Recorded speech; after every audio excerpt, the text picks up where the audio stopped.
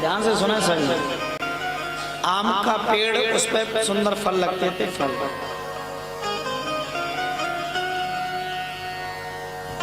फल जब टूट करके गिरा, फल ने सोचा मेरा कोई नहीं है, तो आम के वृक्ष से उनकी मित्रता हुई।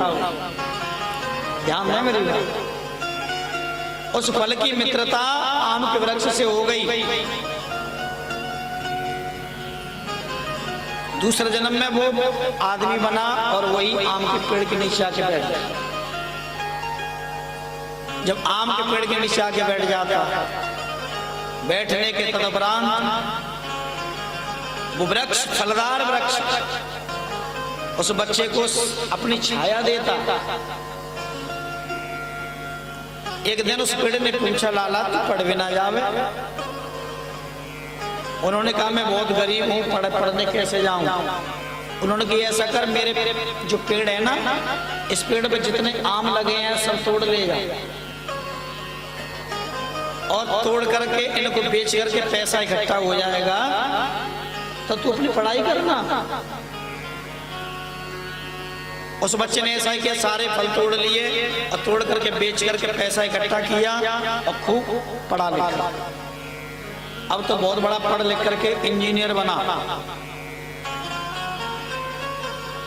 लेकिन पेड़ से मिलने जरूर आता वो। अब नौकरी की तैयारियां हमें लगी, नौकरी का भी सिलेक्शन हो गया, लेकिन उसमें पैसा जमा करना था। बेचारा पेड़ के नीचे बैठ गया। पेड़ ने पूछा, लाला बात क्या है, क्यों उदास है? अरे मेरी नौकरी लगनी थी, पैसा है नहीं। पेड़ ने कहा जितने फल थे मैंने सब दे दिए, अब ऐसा कर तू इन लकड़ियों को काट। पेड़ ने कहा कि जितनी भी लकड़ी इस पेड़ में सबको काट, और काट काट करके लकड़ियों को बेच दे, और बेचने के बाद में पैसा इकट्ठा हो जाए तो नौकरी में भर देना। आम का वृक्ष जो फलदार था, जो छायादार था, उस बच्चे के चक्कर में पूरा कट गया। थोड़ा सा बच्चा, पूरा पेड़ बेच दिया गया। पेड़ बेचने के तदुपरांत उसकी नौकरी लगी, और नौकरी में इतना मदमस्त हो गया कि वो आम के वृक्ष को भूल गया। जब आम के वृक्ष को भूला, आम के वृक्ष के भूलने के बाद जब बाको बुढ़ापो आयो, अब बुढ़ापे में कौन सहारा बने भाई? बुढ़ापे में सहारा कौन बने? जब उसे देखा कोई दिखाई नहीं दिया, तो कोई आम के पेड़ की याद आ गई। और जैसे ही आम के पेड़ की याद आई, आम के पेड़ के पास पहुंचा। आम के पेड़ से जाकर बोला कि तुमने मुझे पहचान लिया? आम का पेड़ बोला, भैया अब तो ढूंढा पड़ा हुआ हूँ, क्या पहचानूं कि मैं वही बालक हूँ जो तुम्हारे वृक्ष के नीचे छाया में बैठता, तुम्हारे फल तोड़ करके मैंने बेचे, उससे मैंने पढ़ाई लिखाई करी, तुम्हारी लकड़ी काट करके मैंने नौकरी में पैसा लगाया, खूब धन इकट्ठा किया, लेकिन आज उस धन को बालक ले लेके बैठ गए। अब मेरा कोई सहारा नहीं है। उस वृक्ष ने कहा, बेटा अब तेरा सहारा नहीं है तो सहारा मेरा भी नहीं।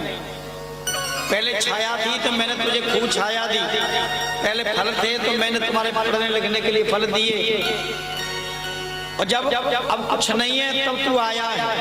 एक बात कहूं, यही फलदार वृक्ष माँ बाप बच्चों के लिए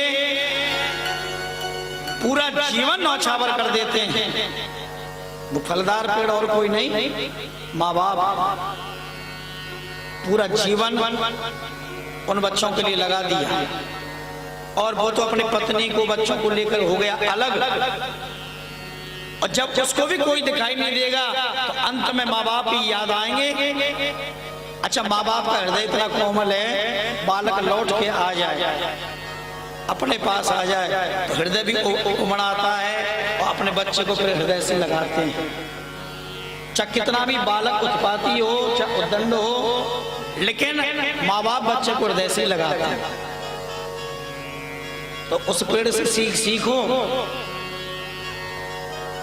सुखदेव जी वर्णन करते हैं, राजन